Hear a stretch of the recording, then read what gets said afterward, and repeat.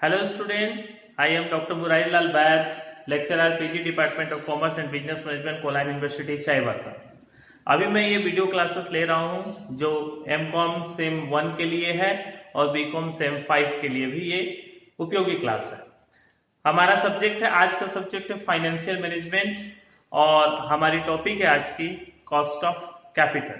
Cost of capital में आपने और भी बहुत सारे वीडियो देखे होंगे, आपको बहुत सी चीज समझ में आई होगी, लेकिन मैं इस वीडियो के माध्यम से भी कॉस्ट ऑफ कैपिटल को कुछ और ज्यादा क्लियर आपके बीच में करना चाहता हूं। तो आप लोग ध्यान देंगे कि कॉस्ट ऑफ कैपिटल, पूंजी की लागत, ये हमारी हिंदी में इसको हम लोग बोलते हैं पूंजी की लागत। तो पूंजी की लागत से क्या मतलब है? जैसे बिजनेस, कोई भी बड़े व्यापार में जब हम लोग बिजनेस करते हैं या छोटे व्यापार, तो हमको कैपिटल की जरूरत होती है। तो कैपिटल के लिए कहीं से भी लें, चाहे हम अपना पूंजी लगाएं, अपनी कैपिटल लगाएं, ऑन कैपिटल, या फिर अदर सोर्सेस कहीं से फाइनेंस करवाएं, उसका एक कॉस्ट होता है, मतलब उसकी एक लागत होती है, उसके लिए हमको पे करना पड़ता है। तो जो कॉस्ट ऑफ कैपिटल हम क्यों ज्ञात करते हैं? ताकि हमको ये पता चल सके कि जितनी पूंजी हमने लगाई है या लगा रहे हैं उसका कॉस्ट कितना है, क्योंकि उससे ज्यादा ही कमाएंगे तभी हम बिजनेस में सरवाइव कर पाएंगे। यदि कॉस्ट ऑफ कैपिटल हमारा ज्यादा है और मेरा रिटर्न अर्निंग कम है तो मेरा बिजनेस फेलियर हो जाएगा। इसलिए कॉस्ट ऑफ कैपिटल बहुत इंपॉर्टेंट है बिजनेस में जानकारी के लिए, कि हम जो पूंजी लगा रहे हैं, या हमने जो बैंक से लोन ली है, या हमने जो डिवेंचर के माध्यम से लोन लिया, या हमने जो इक्विटी शेयर इशू किया है, उसका लागत कितना है, क्योंकि उसकी जो लागत आएगी उससे ज्यादा हमको कमाना पड़ेगा व्यवसाय में। अगर उससे कम कमाएंगे तो व्यवसाय नहीं चलेगा। तो देखिए यहाँ पे ध्यान दीजिए, सबसे पहले आपको ये जानना होगा source of long term finance. जब भी कॉस्ट ऑफ कैपिटल की बात होगी, आप हमेशा ध्यान रखेंगे कि हम किस टर्म को लेंगे, ऑलवेज लॉन्ग टर्म को लेंगे। Cost of capital only related with the long term capital. यहाँ पे जो इस चैप्टर की बात कर रहे हैं, तो लॉन्ग टर्म फाइनेंस में फाइनेंस के दो हिस्से में बांटा गया है। ऑनर्स कैपिटल, जो स्वामी की अपनी पूंजी हुई, ठीक है, ये ऑनर्स कैपिटल हो गई, स्वामी पूंजी। और एक आप इस तरफ देख रहे होंगे डेब्ट कैपिटल, ये ऋण पूंजी हो गई जो हम किसी से लेते हैं। अब इसमें भी ओनर्स कैपिटल में 3 भाग बांटा गया है, ध्यान दीजिएगा। इक्विटी शेयर, समता अंश, प्रेफरेंस शेयर, पूर्वाधिकार अंश, और रिटेन अर्निंग, जो पैसा हमने कमा के सरप्लस में जमा रखा है। ये मेरा जो फंड, एक ऐसा फंड है जो हमने इनकम के जरिए खड़ा किया। रिटेन अर्निंग, जिसको हमने रोकी गई आय, ये आय है, अभी हम इसको खर्च नहीं किए। तो ये 3 सोर्स हमारा ऐसा है जिसको हम ऑन सोर्स बोलते हैं, ऑनर्स कैपिटल। इसकी भी लागत होती है। ऐसा नहीं है व्यवसाय में, ये ध्यान रखिएगा बच्चों, कि ऐसा नहीं कि मेरा पैसा है तो पूंजी की कोई लागत नहीं होगी। लागत सपोज कैसे, अगर ये पैसा हम बैंक में जमा कर देते तो हमको इंटरेस्ट मिलता कि नहीं मिलता, और वही अगर हम बिजनेस में लगा रहे हैं तो कम से कम उतना तो हम चाहेंगे जितना मेरा बिजनेस में आए इनकम। देखिए ध्यान दीजिए, equity share capital, preference share capital, return earning, ये ओनर्स कैपिटल के पार्ट हो गए, स्वामी पूंजी के पार्ट हो गए। इसकी हम लोग कॉस्ट को ज्ञात करेंगे, ठीक है। और एक डेब्ट कैपिटल हो गया, डेब्ट कैपिटल में डिवेंचर हो गए, ऋण पत्र जिसको हम लोग बोलते हैं, बॉन्ड्स हो गए, और एक long term loan from financial institution. ये 3 हो गए डेब्ट कैपिटल, मतलब ऋण पूंजी जो हम लोग अदर सोर्सेस से लिए, आउट सोर्सेस से लिए। ये अपना नहीं है, ये पराया धन है। ये हमको टाइम टू टाइम इसका इंटरेस्ट और टाइम टू टाइम इसका रिपेमेंट शेड्यूल, जैसा कि इशू के टाइम में हमने बोला है, ये देना पड़ेगा हमको। इससे हम अलग नहीं हो सकते, मतलब हमको ये टाइम टू टाइम पेमेंट करना पड़ेगा, जैसा पेमेंट की कंडीशन थी रिपेमेंट की। तो डिबेंचर से, बॉन्ड से, लॉन्ग टर्म डेब्ट। अब जरा सा गौर कीजिएगा, मेरी बात को ध्यान से सुनिए। कॉस्ट ऑफ कैपिटल किसको बोलते हैं? जैसे हम जितना पैसा उधार लिए किसी से, ध्यान दीजिएगा, हम सबसे पहले इसके बात पे आते हैं, ये जल्दी में आपको समझ में आएगा। हम किसी से उधार पैसा लिए तो वो हमसे इंटरेस्ट लेगा कि नहीं लेगा? ऑब्वियसली इंटरेस्ट लेगा, बगैर ब्याज के तो कोई नहीं देगा पैसा। तो वो जो ब्याज ले रहा है हमसे, चाहे वो बैंक हो, चाहे वो डिवेंचर होल्डर हो, जिसको हम ब्याज दे रहे हैं, सबसे पहले interest is cost of capital. ये बात आपको ध्यान में रखनी है, ये इसका लागत हो गया। दूसरा, इसमें क्या क्या खर्चा हो सकता है ये मैं आपको बता देता हूँ। कि जब हम इशू करते हैं डिवेंचर या कोई फाइनेंशियल इंस्टीट्यूशन से लोन लेते हैं या बॉन्ड्स इशू करते हैं, तो उसमें भी हम लोग को इशू के कुछ एक्सपेंसेस आते हैं, कुछ इशू की फॉर्मेलिटीज के एक्सपेंसेस आते हैं। वो expenses is also a part of cost of capital, वो भी हमको देना है। ठीक है, अगर हम डिस्काउंट में इशू कर रहे हैं और बाद में हम एक बार में आपको देंगे पेमेंट, तो डिस्काउंट भी मेरे लिए कॉस्ट ऑफ कैपिटल है। क्यों? हम आपसे 100 रुपए की जगह 98 लिए, तो बाद में हम 100 रुपए आपको लौटाएंगे, तो 2 रुपए हमारा वो क्या है, वो भी एक कॉस्ट ऑफ कैपिटल। तो कॉस्ट ऑफ कैपिटल में वो सभी खर्चे ऐड हो जाते हैं जो उस पूंजी को प्राप्त करने के लिए, और जब तक उस पूंजी को हम नहीं लौटाते हैं जिससे लिए हैं, तब तक जितने खर्चे उससे संबंधित होंगे वो सभी कॉस्ट ऑफ कैपिटल में आ जाएंगे। इस बात को आप लोग को ध्यान रखना है। तो कॉस्ट ऑफ कैपिटल के बारे में हम लोगों ने यहाँ पे समझने की कोशिश ये कर रहे हैं हम लोग कि कॉस्ट ऑफ कैपिटल होता क्या है।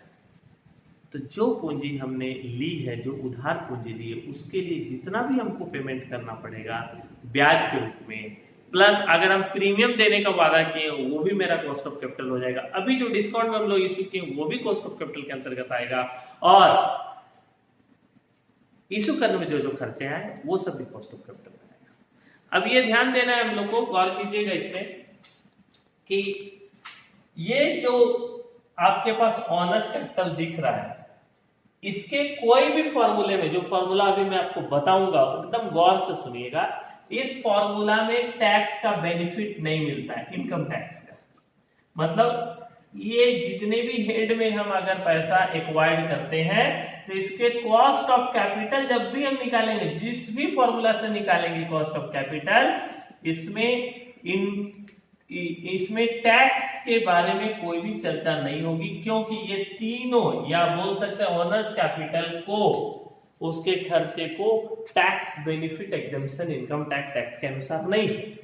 इसलिए इसका जितना भी फॉर्मूला देखिएगा, चाहे आप कॉस्ट ऑफ इक्विटी निकालेंगे, कॉस्ट ऑफ प्रेफरेंस निकालेंगे, कॉस्ट ऑफ रिटेन अर्निंग निकालेंगे, आपको इसमें टैक्स, इसका मतलब क्या है, इसमें आपको before tax and after tax नहीं निकालना पड़ेगा, क्योंकि ये निकलता है ऑलवेज भी आफ्टर टैक्स, इसमें कोई बिफोर टैक्स नहीं इसके कॉस्ट में। ये ध्यान रखिएगा, किसमें, ऑनर्स कैपिटल में इनकम टैक्स एक्ट के अनुसार ऑनर्स कैपिटल के कॉस्ट में जो हमको कॉस्ट ऑफ कैपिटल आता है, जैसे इसमें डिविडेंड, इसी में भी डिविडेंड, और इसमें भी वो रिटर्न अर्निंग के बारे में जितना उन लोगों ने डिविडेंड के एक्सपेक्ट किए हैं, शेयर होल्डर ने जितना एक्सपेक्ट किया है, ये सभी हमारे लिए कॉस्ट ऑफ कैपिटल होंगे, जो ऑलवेज आफ्टर टैक्स होते हैं। यहाँ बिफोर टैक्स होता ही नहीं है। क्यों? क्योंकि इनकम टैक्स रूल के अनुसार कंपनी के स्टेटमेंट ऑफ पीएल में ना तो ये इक्विटी डिविडेंड, ना तो प्रेफरेंस डिविडेंड, ना रिटर्न अर्निंग के डिविडेंड को पीएल में डेबिट करने नहीं दिया जाता है। It means it is not a allowed expenditure. When it is not allowed expenditure, it not entered in the debit side of the PL of any company books of account. इसलिए इसका जब भी owners capital की हम लोग बात करेंगे, आप गौर करेंगे कि आप टैक्स के बारे में कुछ नहीं, ना बिफोर टैक्स ना आफ्टर टैक्स, इसमें कुछ नहीं, डायरेक्ट हम लोग cost of debt, cost of equity निकालेंगे, cost of preference, cost of return. ठीक है, एक चीज ये समझिएगा कि हमको इनकम टैक्स बिफोर और आफ्टर कहां जरूरत है।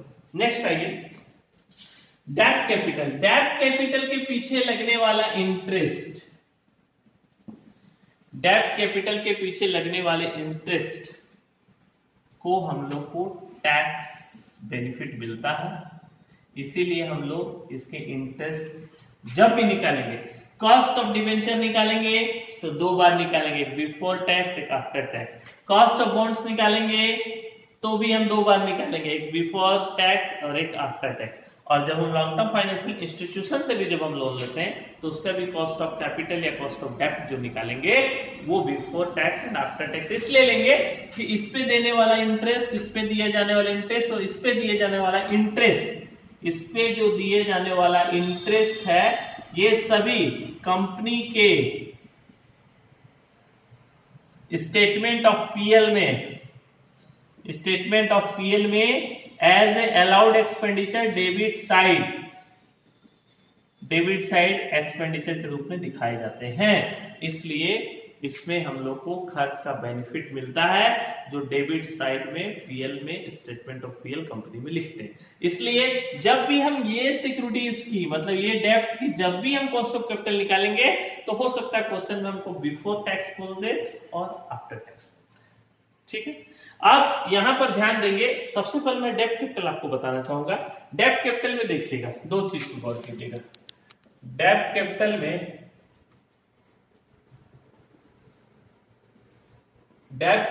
में भी आपका दो पार्ट होगा। डेब्ट कैपिटल का मतलब हो गया ये तीनों securities, debentures, bonds and long term, इसमें भी दो पार्ट होगा जो बहुत इंपॉर्टेंट आपको सीखना है। अगर ये सीख जाएंगे आपका कॉस्ट ऑफ कैपिटल का हर क्वेश्चन आप सॉल्व कर पाएंगे। सबसे पहले तो ये देखना है कि ये डेब्ट कैपिटल में चाहे डिवेंचर हो चाहे बॉन्ड्स हो, इसका एक होता है रिडम्पशन पीरियड,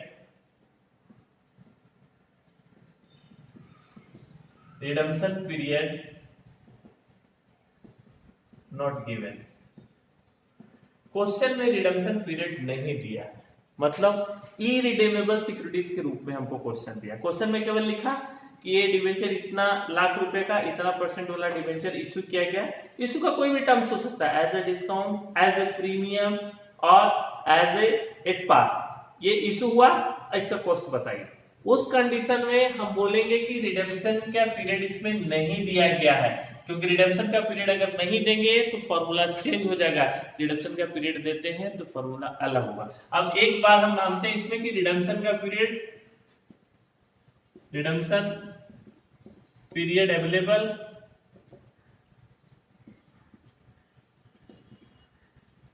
अब रिडेम्पशन का पीरियड है इसमें, जैसे ही कोई बॉन्ड्स इशू किया गया, डिवेंचर इशू किया और लिख दिया गया कि वो 10 साल के बाद उसका पैसा वापस होगा, यहां फॉर्मूला चेंज होगा। यहां फॉर्मूला, ये चीज को अगर आप सीख जाते हैं तो आपका डेब्ट कैपिटल क्लियर हो जाएगा। कल एक स्टूडेंट ने हमसे ये क्वेश्चन पूछा था कि बॉन्ड्स का जब इंटरेस्ट निकाल रहे थे, कॉस्ट ऑफ बॉन्ड्स, तो उसका बुक का आंसर और अपना आंसर अलग अलग आ रहा था। तो उस पर मैं आप उस स्टूडेंट को बता देना चाहूंगा और तमाम उस स्टूडेंट को जिसके मन में ये बातें होंगी कि आप क्वेश्चन पढ़िएगा डेब्ट के संदर्भ में कि डेब्ट का कैपिटल हमको कॉस्ट ऑफ कैपिटल निकालना है, तो ये देख लीजिएगा कि क्वेश्चन में रिडम्पशन पीरियड अवेलेबल है या नहीं। अगर रिडम्पशन पीरियड अवेलेबल है तो हम इस फॉर्मूला में जाएंगे जो मैं अभी लिखूंगा, रिडम्पशन पीरियड नहीं है तो हम इस फॉर्मूला में जाएंगे। ये दोनों को मैं अभी लिख के बताता हूं, ध्यान दीजिए। तो एक रिडम्पशन पीरियड होगा और एक रिडम्पशन पीरियड नहीं होगा। तो मान लीजिए हम डिवेंचर्स की बात करें, तो डिवेंचर्स की बात करेंगे तो हम लोग यहां पर कॉस्ट ऑफ डिवेंचर, हम लोग कॉस्ट ऑफ डिवेंचर की जब बात करेंगे तो के cost of debenture is equal to I उसके इंटरेस्ट हो गया डिवाइडेड नेट प्रोसीड इनटू 100। चाहे ये रिडेम्पशन की पीरियड नहीं दी गई है तो चाहे डिवेंचर के लिए हम लोग निकालें फॉर्मूला, चाहे बॉन्ड्स के लिए निकालें। नेट प्रोसीड कैसे निकलता है? नेट प्रोसीड में हम लोग जो इशू उसका करते हैं, issue price minus all expenses including discount, अगर डिस्काउंट में है तो इंक्लूडिंग डिस्काउंट, ध्यान देंगे। तो ये हम लोग का निकल जाएगा cost of debenture when redemption period are not given. अब चाहे ये एट पार में हो, चाहे वो डिस्काउंट में हो, चाहे प्रीमियम हो, एट पार में हो, डिस्काउंट में हो या प्रीमियम में हो, सब में एक चीज को गौर करना है हम लोग को कि जब हम लोग डिवेंचर्स पे डिस्काउंट निकालते हैं, नेट प्रोफिट्स के बारे में जितना हम लोग चर्चा करते हैं, नेट प्रॉफिट जो आ रहा है हमारा उसके बारे में देखते हैं कि नेट प्रॉफिट हमारा कितना है। तो 9%, 10% जो भी डिवेंचर रहेगा उसको हम लोग इस तरह से सॉल्व करते हैं और इससे हमको आसानी से मिल जाता है। लेकिन यदि रिडेम्पशन का पीरियड दिया गया है तो वहां थोड़ा फॉर्मूला चेंज होगा, वो मैं फॉर्मूला अभी आपको दिखा रहा हूं। उसमें होगा cost of debenture is equal to I interest plus 1/n RV minus NV, RV redemption value और नेट एनपी नेट प्रोसीड जितना हम लोग को मिला है divided 1/2 into RB plus net proceed. ये हम लोग को फॉर्मूला, ये जो मैं बता रहा हूं ये दोनों cost of debenture before interest है और ये भी cost of debenture before interest है, आफ्टर इंटरेस्ट नहीं है। Cost of debenture before interest मैं दोनों बता रहा हूं आपको। आफ्टर इंटरेस्ट के लिए केवल इंटरेस्ट की टैक्स 1 - t करके उसको गुना कर देंगे तो हम लोग को आ जाएगा, वो मैं बता दूंगा। तो अब यहाँ पे रिडम्पशन वैल्यू जो हम लोग लिखते हैं इस पे ध्यान देंगे कि रिडम्पशन वैल्यू का मतलब ये होता है कि जब हम रिडीम करेंगे रिडम्पशन का वैल्यू, अगर हम रिडीम कर दिए प्रीमियम में तो प्रीमियम इसमें इंक्लूड हो जाएगा, इंक्लूड प्रीमियम। ध्यान देंगे क्या हो जाएगा, इंक्लूड प्रीमियम।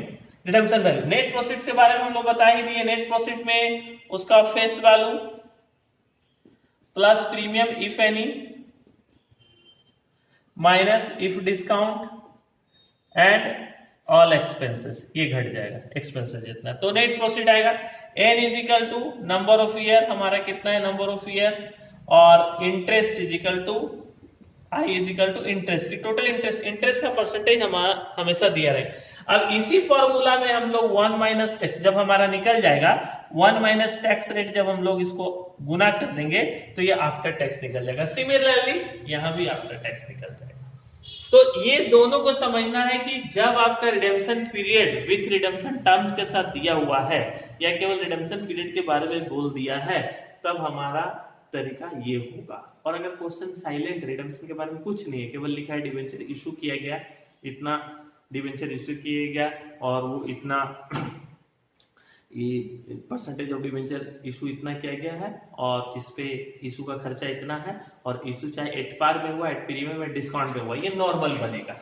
ठीक है, इसको भी ये हो गया बिफोर टैक्स। आफ्टर टैक्स बनाने के लिए हम लोग वही 1 माइनस टैक्स रेट करेंगे, हम लोग 1 माइनस टैक्स रेट हमारा जो रहेगा उससे मल्टीप्लिकेशन कर देंगे तो हमारा आंसर आ जाएगा। तो आप विशेष ध्यान क्या दे रहे हैं कि किस जगह ये फॉर्मूला हो रहा है, जहां रिडेम्पशन पीरियड अवेलेबल था, चाहे रिडेम्पशन में प्रीमियम था या नहीं था। अगर रिडेम्पशन में प्रीमियम नहीं था तो मेरा रिडेम्पशन वैल्यू फेस वैल्यू हो जाएगा और रिडेम्पशन में अगर प्रीमियम था तो प्रीमियम को ऐड कर देंगे, तो ये एग्जैक्ट आंसर इससे निकलेगा। अगर इसी प्रोसेस में हम इसको बना दें तो आंसर आएगा, लेकिन कुछ डिफरेंसेस आएंगे और ये गलत हो जाएगा। तो मैं आपको अभी इस वीडियो के माध्यम से कॉस्ट ऑफ डेब्ट की बहुत इंपॉर्टेंट चीज सिर्फ यही बताना चाह रहा हूं कि जब हम डेब्ट का कॉस्ट को ज्ञात करेंगे तो क्वेश्चन पे ध्यान देंगे, क्वेश्चन को हम विशेष रूप से पढ़ेंगे। क्वेश्चन पढ़ने के बाद हम ये देख लेंगे कि हमारा क्वेश्चन में रिडेम्पशन की कुछ शर्तें हैं, क्या बोला है 10 साल के बाद रिडेम्पशन होगा, 5 साल के बाद, 15 साल के बाद, पहली बात। दूसरा, अगर वो बोला है तो क्वेश्चन आगे और पढ़ लेंगे कि रिडेम्पशन में प्रीमियम है क्या, अगर प्रीमियम होगी तो रिडेम्पशन वैल्यू मेरा फेस वैल्यू से ज्यादा होगा, जो यहाँ आरवी के रूप में रिडेम्पशन वैल्यू के रूप में आएगा। बच्चे लोग को गलती कहां पे हो जाती है कि जब ये रिडेम्पशन पीरियड दिया रहता है और मान लो प्रीमियम नहीं भी दिया तो वो कंडीशन यहाँ पर अप्लाई हो जाता है तो आंसर मिल जाता है। लेकिन जब रिडेम्पशन पीरियड में रिडेम्पशन के टाइम में जब प्रीमियम दिया रहे तो इस फॉर्मूला से हम लोग को सॉल्व करने में आसानी होगी और हम लोग को इसी फॉर्मूला में सॉल्व करना चाहिए। कॉस्ट ऑफ डेब्ट या कॉस्ट ऑफ इक्विटी, इसका मतलब स्वामी की पूंजी की लागत या ऋण की पूंजी की लागत, दोनों काफी इजी है। केवल फॉर्मूला क्यों बना है इसके बेसिक में जाना है। कॉस्ट किसका लगेगा, जितना पैसा हमको मिला है उस पे जो हम देंगे। अब सपोज कीजिए कि हम 10 लाख का डिवेंचर इशू किए और उस पे मेरा खर्च आ गया है 5% इशू का, तो मेरे पास तो 9,50,000 रुपया आया ना। अब हम 10 लाख पे 10% इंटरेस्ट देने की बात करें तो 1 लाख रुपया का जो मेरा खर्चा आ रहा है वो मेरा 9,50,000 पे आ रहा है, 10 लाख पे नहीं, क्योंकि नेट प्रॉफिट तो हमको 9.5 लाख रुपया मिला है आफ्टर डिडक्टिंग ऑफ डिस्काउंट। तो इसलिए कॉस्ट ऑफ डेब्ट में ऑलवेज आपको ध्यान देना है कि रिडेम्पशन पीरियड है कि नहीं। और रहा बात बिफोर टैक्स और आफ्टर टैक्स के बारे में मैंने बता दिया। ऑनर्स कैपिटल में टैक्स का कैलकुलेशन नहीं होता है, इसलिए यहाँ आपको आफ्टर टैक्स बिफोर टैक्स का झंझट है ही नहीं। क्यों? इसका कारण मैं वीडियो में पहले बता चुका हूँ अभी भी कि इसमें जो भी खर्च होते हैं एज ए इंटरेस्ट ड्यूडेड, उसमें हम लोग को कोई भी छूट नहीं मिलती है। और सिमिलरली डेब्ट कैपिटल का जितना भी कंपोनेंट्स है, जैसे डिबेंचर है, बॉन्ड्स है, long term loan from financial institution है, सबसे हम लोगों को क्या मिलती है? Interest as a expenditure allowed होता है, जो पीएल में डेबिट होता है। उसके कारण इसमें हम लोग को दो बार निकालना पड़ता है, बिफोर इंटरेस्ट ऋण की लागत और एक आफ्टर इंटरेस्ट ऋण की लागत। तो बच्चों आप लोगों ने इस वीडियो में देखा होगा, अभी मैं इस वीडियो में क्वेश्चन नहीं बना रहा हूं, सिर्फ आप इसको थोड़ा समझिए, मेरी बातों को गौर से सुनिए कि कॉस्ट ऑफ डेब्ट जो है या कॉस्ट ऑफ इक्विटी फंड जो है, जिसको हम लोग कॉस्ट ऑफ कैपिटल के अंतर्गत बोलते हैं, काफी इजी है। थोड़ा सा छोटा छोटा फार्मूला है, वो जस्ट याद हो जाए, क्योंकि फार्मूला बनने के पीछे भी कुछ बेस होता है जो मैं इस पे डिस्कस कर दूंगा। तो बच्चों आप इस वीडियो को देख के कुछ क्वेश्चन आप अपने से बनाइएगा, ऐसे मैं नेक्स्ट वीडियो में आपको क्वेश्चन बना के दिखाऊंगा। Thank you.